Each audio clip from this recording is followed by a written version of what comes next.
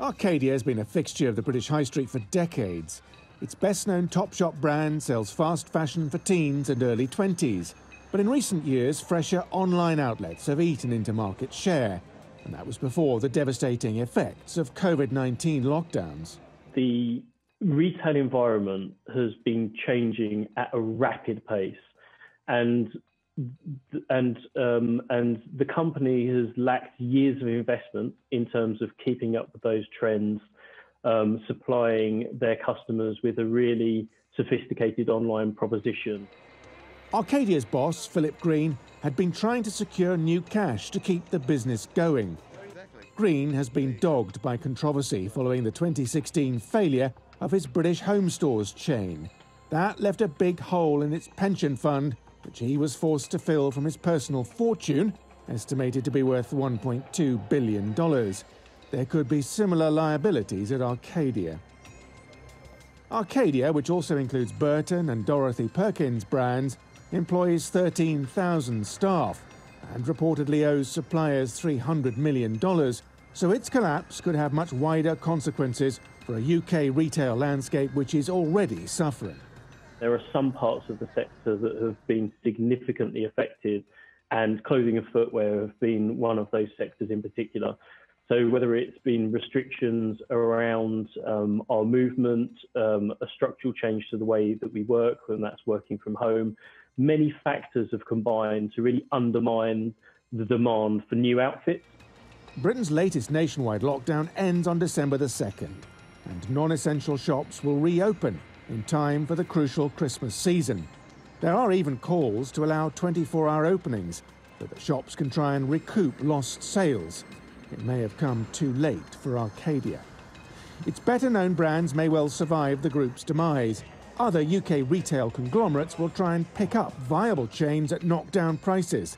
Some jobs may be saved, but many will go, and yet another blow will fall on the UK high street. Simon McGregor-Wood, TRT World. And joining us live from London is OANDA senior market analyst Craig Erlam. Welcome to the show.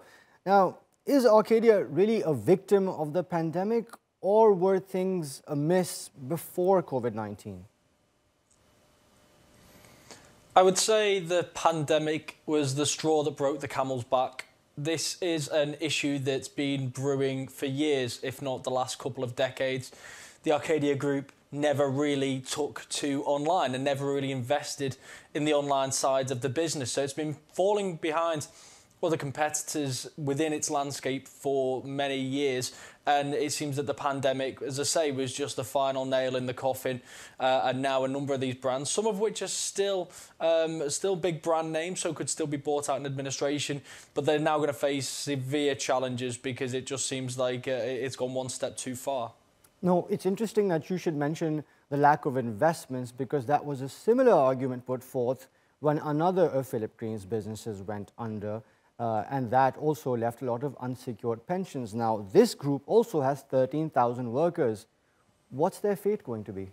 Unfortunately, it's not looking good. There's two routes, really. Either the businesses that, when we're picking over the carcass, there's going to be certain businesses which aren't going to attract much interest and that may just be let to die, which is going to be bad, obviously, for those jobs. But even the businesses which are a little bit more valuable, the top shops, for example, they're likely to be bought up by other retailers who are going to look to move the business online and still lead to large job losses, unfortunately. So, like I say, 13,000 jobs at risk here, and I'd say many of which are probably highly at risk at this point, unfortunately. Craig, staying on those other retailers that would want to get a piece of this company, we know that there were offers of unsecured loans to Philip Green to save his business. Tell me, why do you think he didn't opt to take that route?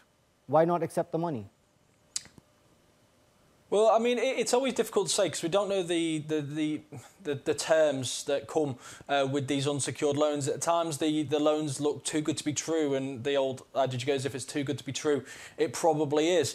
There's obviously the rivalries that exist in the business as well. Would he be wanting to get into bed with Mike Ashley, for example? That may be playing a role as well. Ultimately, it should be coming down to saving jobs, but I think it's probably more likely to be the terms of the loan which aren't palatable as far as Philip Green is concerned, which is why the administration route may be seen as the preferred option, breaking up the parts of the business, selling off the viable parts of the business to those interested in trying to preserve as many jobs as possible that way.